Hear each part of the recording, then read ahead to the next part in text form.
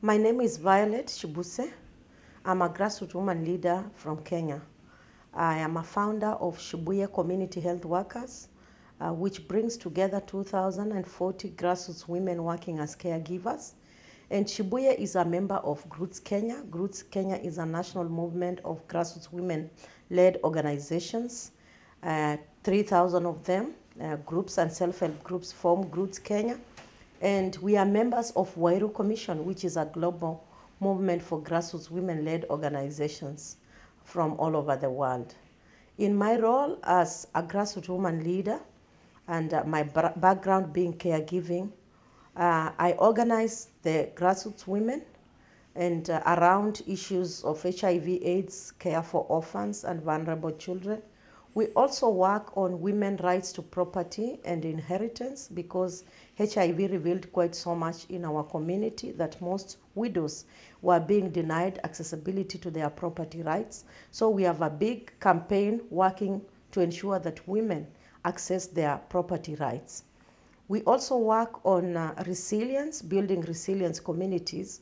Because of climate change, the communities have really been affected, especially like my community is an agricultural community. The time when we are expecting rains, we don't have rains. The time when we are expecting to be harvesting and there is no rain, then we get very heavy rainfall that it becomes hard for us to harvest during that time, and most of the food rots. So we have been doing a resilience in our community to ensure that our communities are able to deal with situations like drought, like disasters that happen, including natural disasters, things that are actually man cannot control because of the current climate change situations, but also small disasters like fire that hit slum informal settlements because of the infrastructure and children are burned. We work around all those issues. We also have governance, women leadership and governance, which is a program that cuts across all our work to ensure that women understand what policies exist in relation to the work they are doing, and they are able to influence policies and monitor how policies are actually reflecting to are addressing priorities of the poor people in the community. We also have seen women who are organizers advancing and being able to be taken in key leadership positions, including elected and nominated, because there has been a real shift in how people perceive grassroots women, not just as beneficiaries, but we are now perceived as leaders.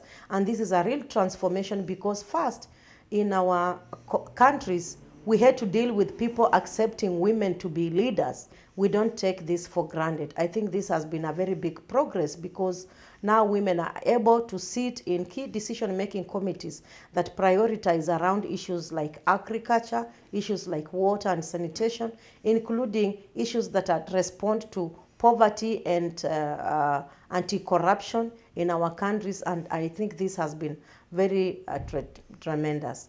I was just selected to represent the farmers' constituency 3 days ago, which is something that was not so easy for grassroots women to be considered as part of the UN agencies, to be in the UN system and work with the United Nations, with other development partners. We only could hear names like World Bank, we could hear names like big organizations, but now grassroots women are there in the Habitat 3 agenda, in the Global Land Tool Network, in the UN Habitat.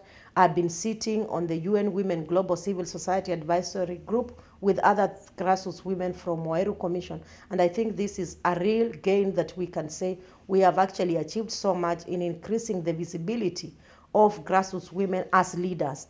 So because of the work women are doing, because of the how women have been perceived from the time immemorial, women have taken on responsibilities that revolve around the well-being of people in the society, to ensure that people's rights are observed without actually calling it rights, but in a way of actually demonstrating that it's good to treat other people fairly.